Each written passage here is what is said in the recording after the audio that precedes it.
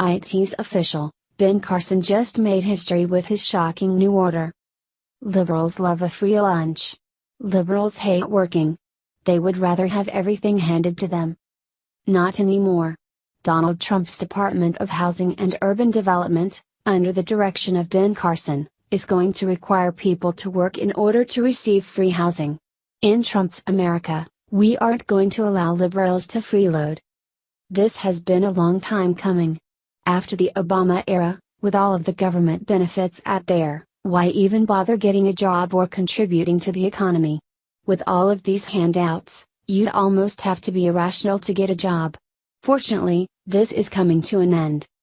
Under Trump, we are going to restore American values. We are not going to allow the radical left to eat any more free lunches. If you want luxury in America, you will need to work for it. We value hard work in America. Obama's America was very different. Obama loved handing out free stuff. Do you remember his iPhone program? He was giving iPhones to people on welfare. Those phones aren't cheap, which means we were paying for it. The left needs to get their priorities and policies straight. They honestly believe that handing out free stuff is a good idea. Liberals just don't understand the economy. There is no such thing as a free lunch. Society has to bear the costs of the unemployed and the poor. There is no way around that. This is fine to an extent, but work needs to be required for public help. An expensive phone or a nice apartment is a reward for hard work, not an entitlement. Unfortunately, the rhinos are scared to cut these entitlements. They believe their voter base would be upset. Can you believe that?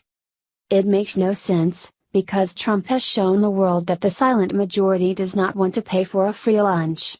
We need to replace these rhinos with true conservatives. True conservatives are principled.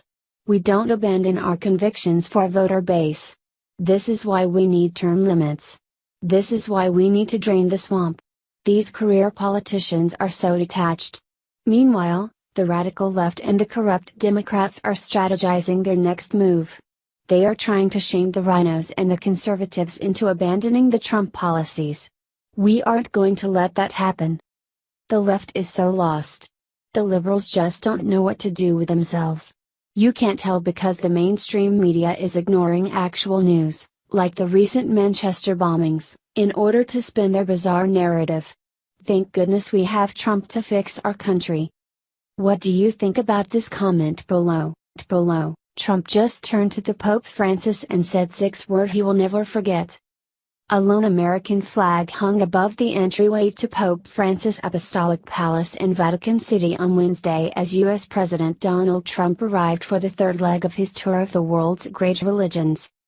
Trump met Pope Francis on the 5th day of his first foreign presidential trip, after visiting the cradles of Islam and Judaism.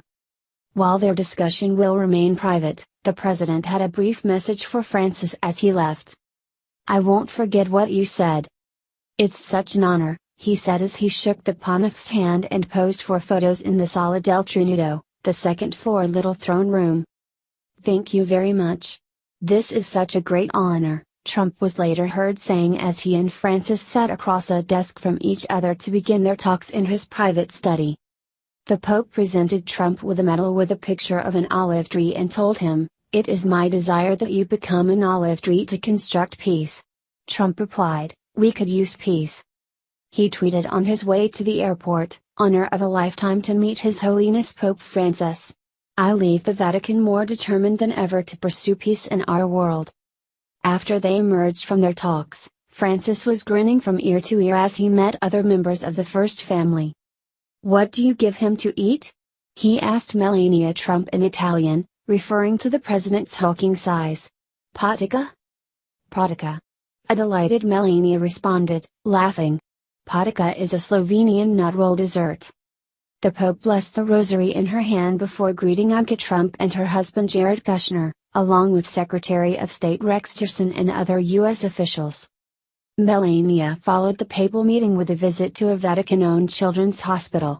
She told Francis, "I'm glad to visit the hospital, for the bambinos." What do you think about this comment below? Barack and Michelle's vacation just came to an abrupt end after receiving devastating news. Just because Obama is out of the White House, it doesn't mean he's finished parading around like he's the freaking king of planet Earth. Over the week, the former narcissist-in-chief and Michelle traveled for their lavish vacation in Italy, where they had to make sure that the world knew they were arriving. The royal couple conspicuously arrived in the central Italian region on Friday, where their private jet was escorted by an alarming 6 fighter jets, complete with a 13-car motorcade, that we are paying for, as they headed to a $15,000 a night private villa.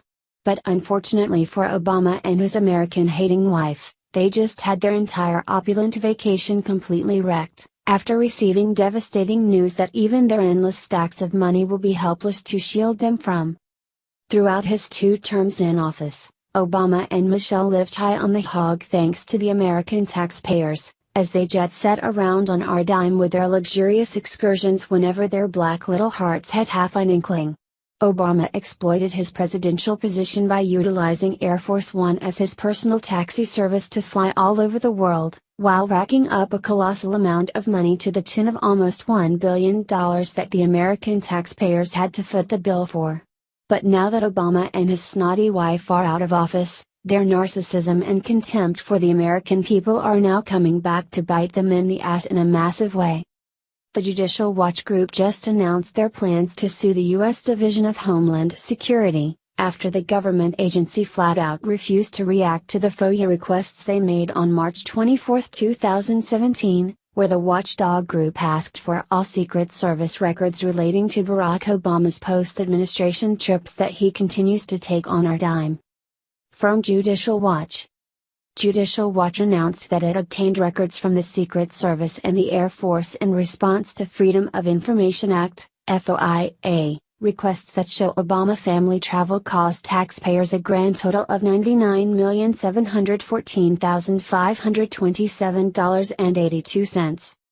The new Obama White House-era travel records show the March 2014 trip to Key Largo during spring break, where the first family stayed at the exclusive Ocean Reef Club, cost the Secret Service $247,827.50, $182,120.33 for hotels and $65,707.17 in travel expenses.